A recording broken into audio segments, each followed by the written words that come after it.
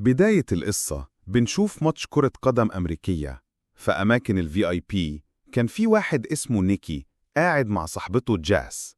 الماتش كان شغال بس نيكي كان مركز أكتر على الجمهور. شاف بنت حلوة قايمة من مكانها وماشية، وجت في دماغه فكرة غريبة. راهن جاس إن هم يشوفوا كام واحد هيلف وشه عشان يبص على البنت دي. واحد كان قاعد هناك اسمه لويان، قال لهم إنه عايز يشارك معاهم. كلهم اتفقوا على رهان صغير ب10 دولار. لما البنت خرجت من المدرجات عدوا ولقوا إن 7 أشخاص بصوا عليها. جاس كانت أقرب واحدة للرقم الصح، عشان كده هي اللي كسبت. لويان دفع الفلوس من غير أي تردد وقال لهم يلا نلعب جولة تانية. المرة دي كان الرهان مين هيعمل فاول المرة الجاية. جاس رفضت تشارك لأنها ما بتفهمش في اللعبة، بس نيكي دخل في الرهان على طول ب1000 دولار. أول ما الحكم صفر، نيكي كسب الرهان وفريقه عمل فاول وخد الفلوس. لويان لما خسر بقى متحمس أكتر، قال لهم يلا نراهن على 5000 دولار المرة دي. السؤال كان اللعيبة هيرموا الكورة ولا هيجروا بيها؟ نيكي اتردد شوية في الأول بس في الآخر وافق. لويان قال إنهم هيجروا ونيكي قال إنهم هيرموها. أول ما الحكم صفر، اللاعب جري بالكورة ونيكي خسر 5000 دولار. نيكي قرر يوقف لعب وقال خلاص مش مشكلة ال5000، خلينا ننسى ونروح نشرب قهوة. بس لويان أصر، قال له أنت قاعد في المكان ال VIP، يعني معاك فلوس. 5000 دولار دول ما يعملوش حاجة، يلا نلعب تاني على 10000 دولار. نيكي وافق في الآخر. السؤال كان هل اللاعب هيرمي الكورة صح ولا لأ؟ نيكي قال إنه اللاعب هيرميها صح، بس الفريق التاني خطف الكورة في النص. نيكي خسر 15000 دولار. وهو بيدفع الفلوس نيكي كان باين عليه إنه متضايق. فكر شوية وقال طيب المرة دي على 500 دولار بس. جاس اتخضت من كلامه بس نيكي كان متعصب. حظه كان وحش وخسر الرهان ده كمان. دفع 500 دولار تانيين. جاس قالت له يوقف على طول، بس نيكي غضبه وغروره كانوا أقوى منه. من غير ما يفكر راهن ب100,000 دولار. لويان ضحك وقال له انت معاك الفلوس دي أصلا؟ نيكي قام ورمى حزمة فلوس كبيرة على الترابيزة. لويان اتحمس أكتر.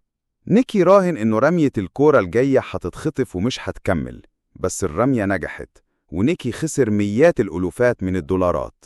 هو ما كانش عارف يعمل إيه عشان يخرج من المصيبة دي. جاس كانت مصدومة من اللي بيحصل، بس اللعبة دخلت في مستوى تاني خالص. نيكي قال إنه معاه 1,000,000 دولار وحيراهن بيهم كلهم. المرة دي هيحددوا الفايز بكروت لعب. لويان كان بيكسب على طول وكان خلاص هيتجنن من الفرحة، بقى شايف نيكي كأنه ماكينة فلوس. لويان طلع كارت وكان رقم 5.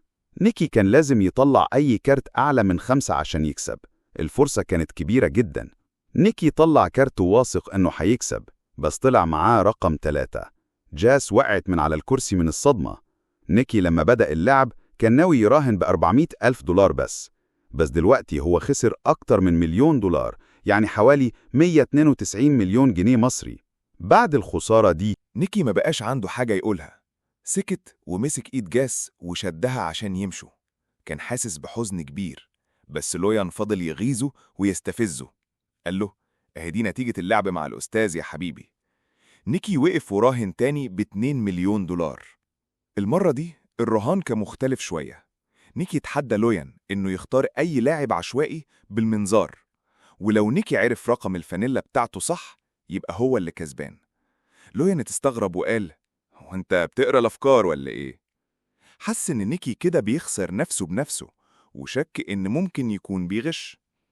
عشان يخليه يطمن، نيكي قال له خلاص انا مش هقول الرقم، جاس هي اللي هتقوله.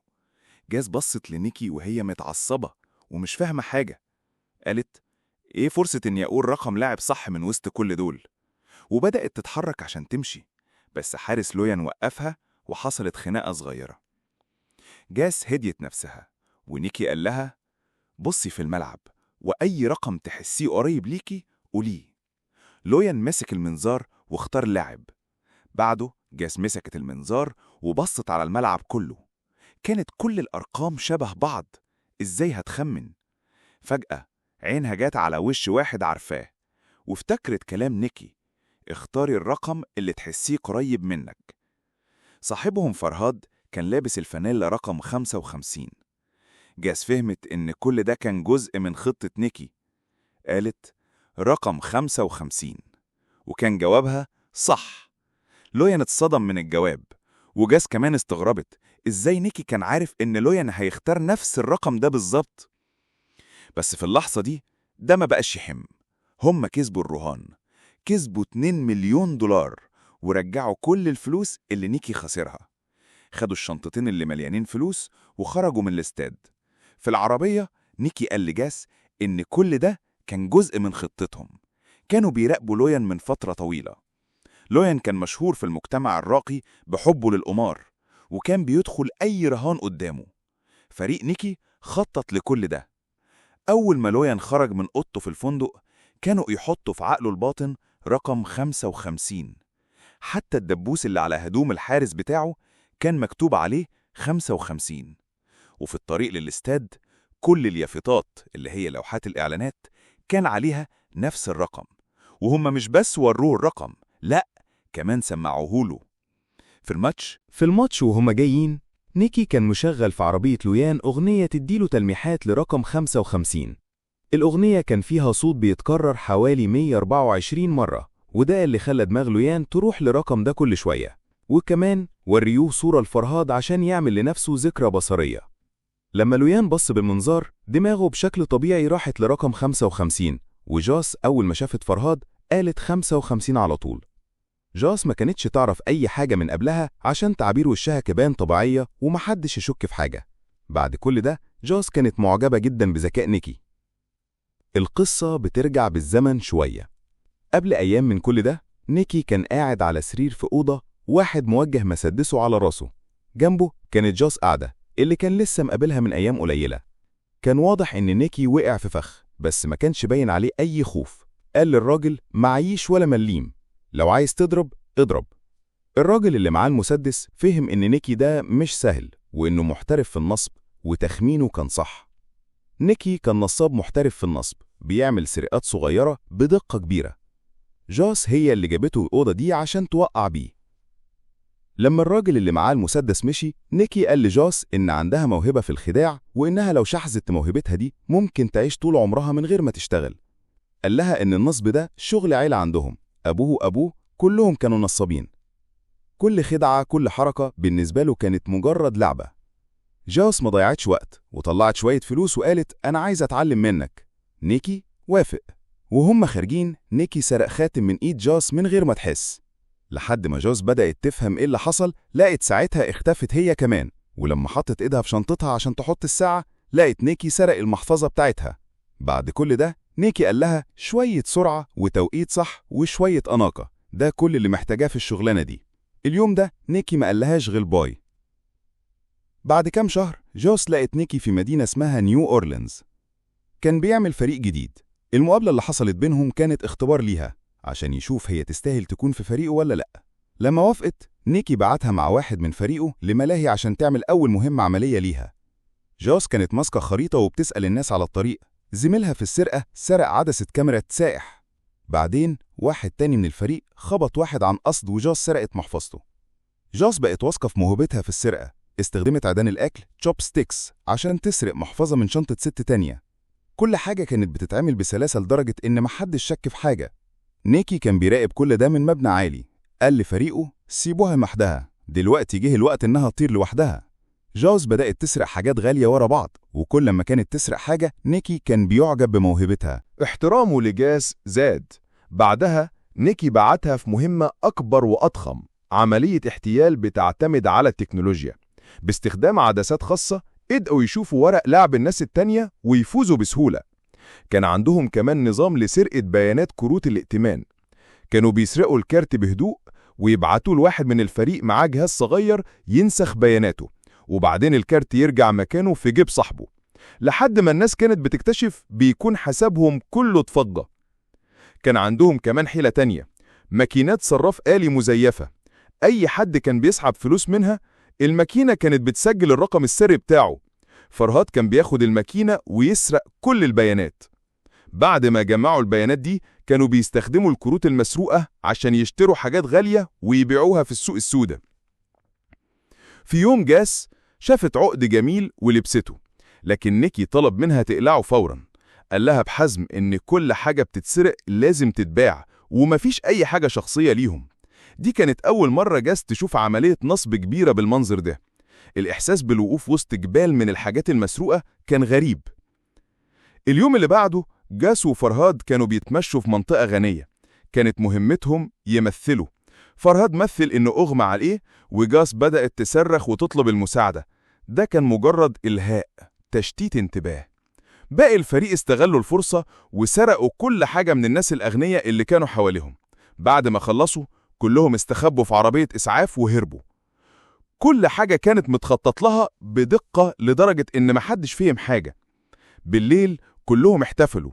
نيكي شكرهم كلهم عشان قدروا يكسبوا 1.2 مليون دولار في أسبوع واحد بس. اليوم اللي بعده الفريق كله كان هيتفرق. كل الأوراق اللي تثبت هويتهم اتدمرت، ونيكي وعدهم إن الفلوس هتوصل لحساباتهم البنكية في خلال أيام. لكن الأعضاء القدام كانوا عارفين إن نيكي لسه عنده مهمة أخيرة. ادوله 1.2 مليون دولار كاش وحذروه إنه ما يضيعهمش في القمار. الصبح نيكي أخد جاس معاها لصالة كبار الزوار في الاستاد، مثل قدامها المسرحية دي كلها عشان يوريها إزاي ممكن يكسبوا ملايين الدولارات في دقايق. جاس كانت بدأت تحب نيكي، كانت فاكرة إنها صاحبته عشان كده بيوريها كل ده، لكن نيكي كان من الأول مدخلها في فريقه عشان تستخدمها بس في النصب. لما كل حاجة خلصت نيكي اداها 80 دولار بس وقال لها باي. بصت له وعيونها كانت مليانة دموع. قلبها كان مكسور. من ناحية كانت بتحبه بجد، ومن ناحية تانية كانت حاسة إن 80 دولار قليل قوي، خصوصا لما نيكي كسب 1,000,000 دولار. لكن في عالم نيكي مفيش مكان للعواطف. جاس شاست وشه الحقيقي. بعد 3 سنين بنشوف عربية سباق بتدخل محطة صيانة، وبنشوف نيكي تعبان ووشه باين عليه إن فلوسه خلاص هتخلص. عنده اجتماع غدا مع جاريا، صاحب فريق سباق العربيات. فريق الأبحاث بتاع جاريا عمل نظام جديد اسمه EXR، بس كانوا عايزين يحسنوه عشان فرصهم في الفوز تزيد. عشان كده شغلوا نيكي في المهمة دي. الخطة كانت بسيطة. نيكي هيتظاهر إنه المهندس الأساسي بتاعهم، وهيمثل إنه بيتخانق مع جاريا عشان يخلي الفرق المنافسة تقع في الفخ.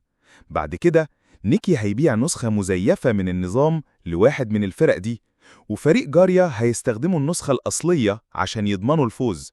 في المقابل نيكي هياخد 1,000,000 يورو، وكمان هيحتفظ بأي فلوس يكسبها من بيع النظام المزيف.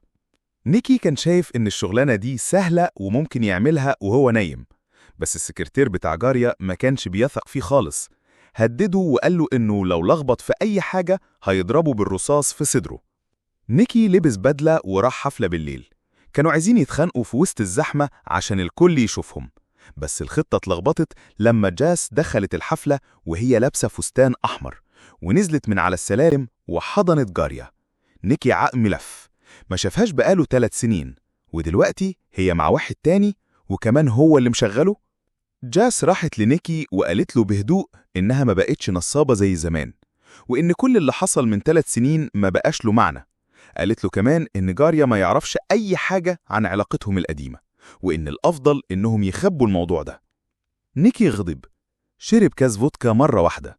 الأول كان محتاج يمثل إنه بيتخانق مع جاريا، بس دلوقتي هو كان فعلا متعصب من جاريا.